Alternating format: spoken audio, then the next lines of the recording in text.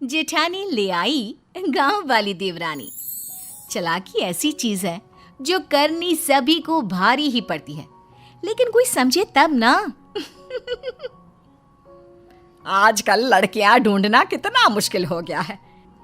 बड़ी मुश्किल से तो पढ़ी लिखी नौकरी पेशा बहू मिली है सोनम। बस उसके जैसी ही एक और मिल जाती छोटे विजय के लिए। रीटा बहन की सोच थी कि बहुओं को बेटियों की तरह रखना।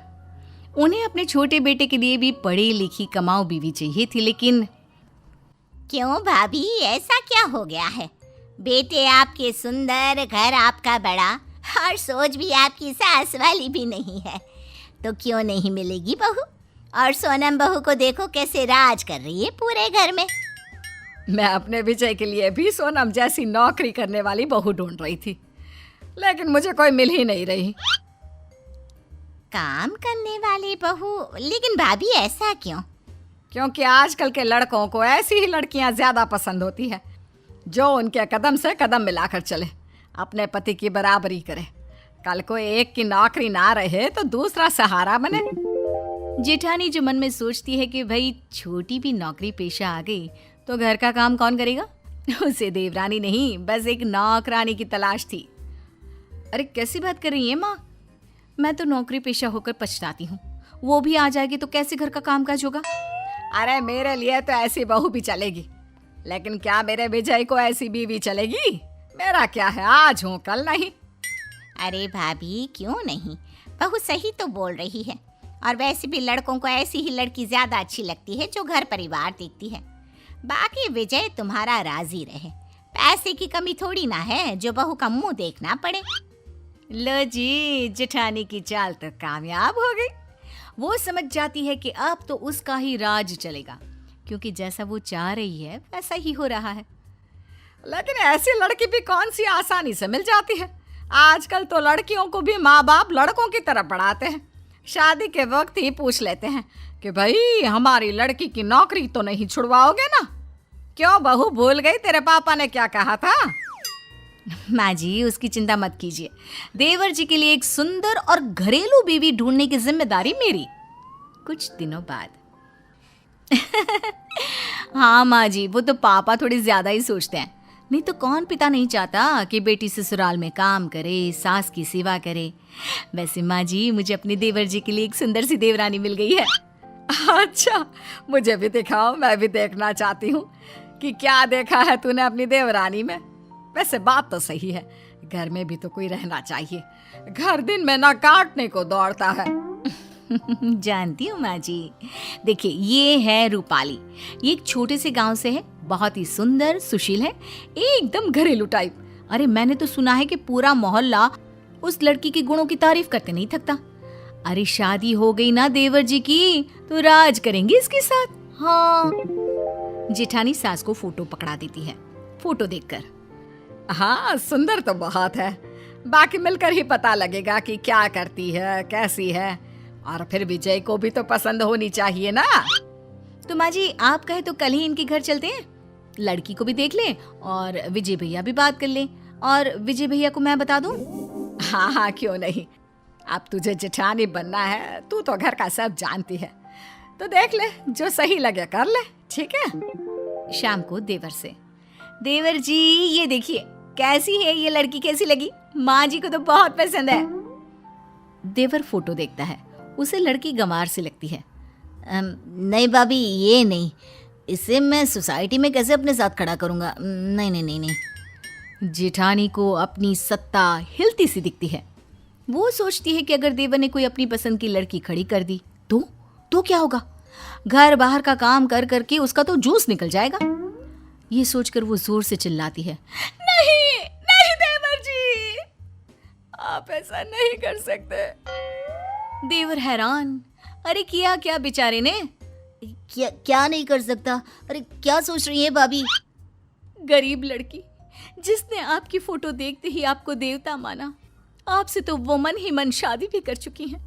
माँ जी ने उसे ही इस घर की बहू के रूप में देखा, लेकिन आपको क्या, आप तो प्रैक्टिकल है, आप तो किसी हुस्न परी से शादी करनी है। देवर भाभी की इमोशनल ड्रामे का शिकार हो जाता है और मान जाता है शादी के लिए। ऐसे ही सब लड़की से मिलने जाते हैं और लड़की पसंद आने पर जेठानी देवर और देवरानी की शादी करवा देती है। शादी के कुछ दिनों बाद एक नंबर की गंवार। अब देखो रूपाली, मुझे जॉब के लिए देर हो रही है। एक काम कर दो, मेरा कल पहनने के लिए कुछ भी नहीं है मेरे पास। आज से ना मेरे पहनने वाले सारे कपड़े तुम धो दिया करना, ठीक है? देवरानी जो जेठानी के सारे हुक्म किसी आका की तरह माना करती, वहीं जेठानी भी अपने गेम को खुल कर खेल रही थी। शाम को, अरे बहू, मेरे लिए जरा एक कप चाय बना कर लाना। रूपाली, माँ जी को एक कप चाय बना कर दे दो। लेकिन भाभी मैं तो। प्लीज रूपाली, मैं एक बहुत इंपॉर्टेंट काम कर रही हूँ, उसे बीच में छोड़कर नहीं जा सकती। जी ठीक है। अच्छा हुआ मैं अपने लिए एक घरेलू देवरानी ढूंढ कर लाई। अब मेरा काम बहुत आसान हो गया है। मुझे बस जॉब का काम करना पड़ता है, क्योंकि घर के काम तो प्यारी प्यारी देवरानी संभाल लेती है। वाह जी वाह, कितनी समझदार हूँ मैं। लेकिन दिन एक से नहीं होते।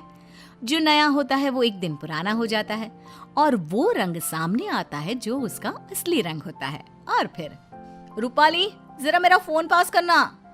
और वो फोन में चार्जिंग नहीं होगा, मेरे बैग में चार्जर रख देना। और हाँ, बस जितने दिन की ऐश थी जेठानी साहिबा की, वो खत्म और देवरानी का असली चेहरा बाहर। क्यों दीदी, आप क्या कर रही हो? बैठी ही तो हो। और दीदी, ये छोटे मोटे काम ना खुद कर लिया करो। वैसे भी ऑफिस में भी तो काम करती होगी ना, हैं? हाय रे, ये क्या? सत्ता तो अभी तो बनी थी, आक्रमण हो गया और पूरा ख्वाबों का किला धुस। ओए सुन, ज्यादा बोलने की जरूरत नहीं है, गंवार कहीं की। मैं ना होती तो किसी गांव के घर में चूल्हा फूंक रही होती। ओए होए, ये मुंह और मुख की दाल। मैं कहाँ बैठी होती ये आपको ज्यादा पता है। मेरी सुंदरता और गुणों की चर्चा 7 समंदर पार तक थी, तो मैं कहाँ होती ना, इसकी चिंता तो आप छोड़ ही दीजिए। अगले दिन, अरे माँ, ये देवरानी साहिबा कहाँ है? उठी नहीं है क्या अभी तक? अरे वो है कहाँ, वो तो सुबह की बस से ही गांव चली गई। और हाँ, वो बात कर ही रही थी कि सामने से जेठानी का फोन आ जाता है। सुनिए दीदी, मैं ना कुछ दिनों के लिए अपने मायके जा रही हूँ। मेरी बस का टाइम हो गया है, इसलिए मैं कपड़े और बर्तन धो कर नहीं गई हूँ। इसलिए वो काम आप ही कर लेना। और हाँ, सासू माँ का ना अच्छे से ख्याल रखना। कमाई के चक्कर में ना हवाई मत हो जाना। हाय रे, जेठानी के पैरों तले जमीन खिसक जाती है। क्यों नहीं करके गई हो? और माँ जी ने हाँ बोला था क्या जाने के लिए? और तुम्हें मुझसे पूछना चाहिए था कि जाऊं या नहीं। माना भाभी, बहुत गर्मी है, लेकिन ये क्या कि आप अपना मानसिक संतुलन ही छोड़ देती हैं। अरे बकवास करने की भी हद होती है भाभी। अच्छा, तो तुम वापस आओ, काम पूरा करो और फिर जहां जाना है जाओ। सास सब सुन रही थी। वो समझ जाती है कि जेठानी ने किस मकसद से देवरानी की शादी इस घर में करवाई है।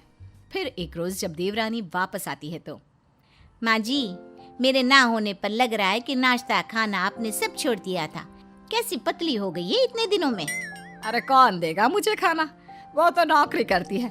तू भी किसके भरोसे छोड़कर चली गई मुझे?